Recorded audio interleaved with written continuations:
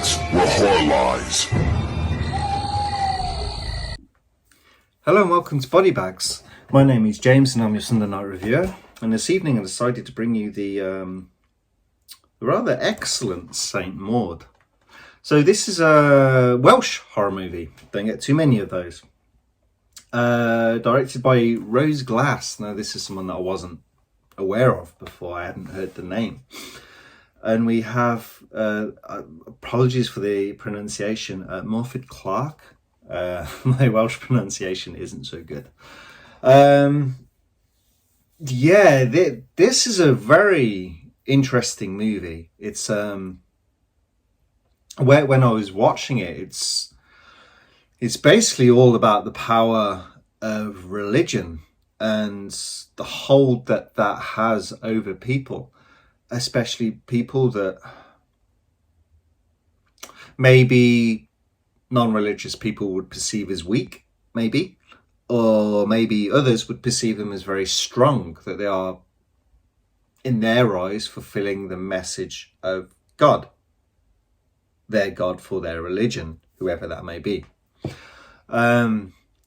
So it's quite an interesting one, and it's kind of, with that in mind, it's also what one perceives as an act of evil, another could perceive as an act of divine intervention almost. That's not the right term, but you know what I mean. It's kind of like, as I alluded to, as I said it earlier, it's the message of God. You're carrying out these acts as you see fit, as you have perceived to have read these messages and these orders and commands. And then another kind of view is like, what one person does for one religion is seen as a good thing. Like I said, another person sees it as a bad thing. You have all these religions, very much war. War is kind of driven by religion in many cases. And who is right and who is wrong? What one person sees as, that's correct, that's my upbringing, that's true. Or even if that's not my upbringing, that's clearly the same point. But then you look at another person that's lived in a totally different part of the world and how they've been brought up, and what they're doing, they perceive as right. Now, I'm not condoning any acts of violence of any kind. No, that's not the way to go around things. But it makes you think. It kind of makes you think about this movie started triggering these thoughts, and it's like, in a discussion I had with one of my friends like a while ago, it's like it was a kind of a difficult discussion. It was like, I'm not going to go into religions and say who is what and things like that, but he was like, well, this is wrong. They need to be taught. And what I was saying was like, well, who is to say what you believe is correct? Do you see what I mean? It's like, it's our interpretation of what things are, whether we follow a religious path or not. I for instance, don't. But I don't discount other people's beliefs at all.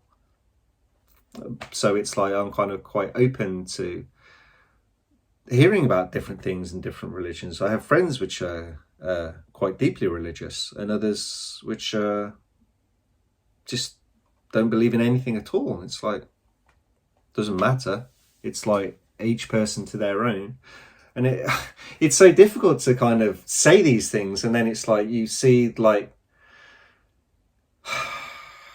there's attacks going on. There's like murders happening. There's explode like bombs and stuff like that. And it's like, I'm not saying that that's correct at all. I don't think that's correct at all. But do you see what I mean? It's very difficult, and to say with any kind of authority who is the very top is like, no one is correct with these things. Death, killing, should never happen. It should not happen, especially in the name of religion. That just seems, my personal view, it's crazy. It's not what religion is about. For me, it's about love and caring and family and community and helping one another. It's not about killing in the name of your religion. But that's my view. And these things all got triggered to me with this movie, because you have Maud, and she's like a care home, a care assistant nurse. There's this famous dancer, and she's sick. I think I can't remember if she has cancer or something like that. So she's her carer. Maud is deeply religious, and she follows this path. And I'm not going to say which religion it is. It doesn't matter for this review. But she follows it kind of in a warped way, like her what it's kind of like she has messages and she sees things, and it's how she reads these messages, and that she's been told what to do, and she has a mission of what to do, and it's kind of how things are playing out in her life. It's like this is dictating the path for her. But then there's also, it kind of harks back to when she sees another character and something bad happened in her life, and it's like, well, is these things, I think the director put that in there, as it's like, as I think society sees it, when people do these things, these atrocities to other people, that there's a trigger in their life that caused that to happen. And I think that's what Rose Glass kind of portrayed with this one, that there's some past kind of trauma that happened to Maud. But it's a really good slow burn. It really builds her character well. I really like the character of the retired dancer who's sick as well, and all the acting in this is really, really good. She has been in Jennifer. I can't even say that now. Ehle. Jennifer. That's. I think that's the retired dancer. But this Morphy Clark, she's been in like other bits and pieces. Nothing that I've seen before, but her performance in this, you can see the kind of like, it's almost like there's inner turmoil at some point. How she's not fighting it, but she's trying to control it, sort of thing. And then there's these social awkwardness kind of scenes, and yeah, you kind of really start to feel for her. And then how the end kind of, it flips so quickly. You see little breadcrumbs throughout this movie of what might be, and then it happens. Like, what is kind of like what you think, oh God, she might do this. She can kind of go and do this. And but at the very end, it's really interesting. There's some scenes in this that are put in there that you're like, okay, is this kind of a possession sort of movie? But for me, the very last frame of the movie dispels that. And I think it's brilliant. One of the best final frames in a movie for me, because it just lays it out on the table for you. This is what it is. And I thought it was brilliant.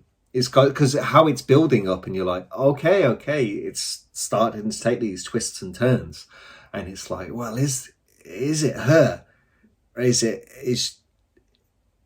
not her? Is it a possession thing, or is she just psycho, or is she just imagining these things? It's kind of this whole combination, and this builds up to this crescendo, and bam, that final frame is my favorite of the movie. This is such a good movie. It's highly recommended. I didn't watch this for, which year did it come out? I'm not even sure. It's like 2019 but released in 2020. I'm not 100% sure now, but this would have been like, maybe it would have been top 3, maybe #1 movie for the year. It's really, really good.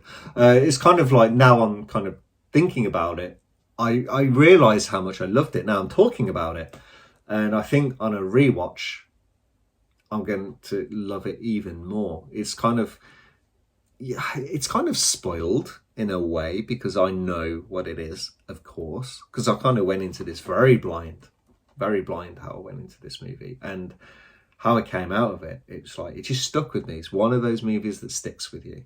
And I highly recommend you watch this. I think I'm going to really come up even higher. I think Letterboxd, I gave it like a 4-star, but I think I could go higher than that on a second watch. I don't know. I want to give it a little bit of time before I watch it again. I don't want to be too truncated together. I think it needs time to breathe and like kind of disappear from my mind a little bit. I got to flood it with these other movies behind me and then go back to it for a rewatch. Anyway, I hope you guys enjoyed this review, and I will catch you next week. Thank you very much. Bye bye.